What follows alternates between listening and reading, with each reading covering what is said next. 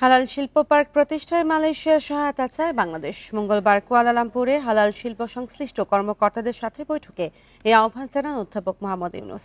Bundle থাকলে প্রতি সেনমানিতে টাকা বাঁচবে। বিকাশ সেনমানি বান্ডেল কিনে জিতুন প্রতি লেনদেনে। মালয়েশিয়ার প্রতিনিধি দলের নেতৃত্ব দেন প্রধানমন্ত্রী দপ্তরের হালাল বিষয়ক সমন্বয়কারী দাতিন পাদুকা হাজা হাকিমা বিনতি মোহাম্মদ ইউসুফ। এ সময় প্রতিনিধিরা জানান, বৈশ্বিক হালাল পণ্যের বাজার $3 ট্রিলিয়ন মার্কিন ডলার। 2030 সালে তা $5 ট্রিলিয়ন ডলারে পৌঁছাতে পারে। মালয়েশিয়া ইতিমধ্যে 14টি হালাল শিল্প পার্ক পরিচালনা করছে। বর্তমানে ইসলামিক ফাউন্ডেশন বাংলাদেশের একমাত্র সংস্থা যারা হালাল পণ্য সার্টিফাই করে।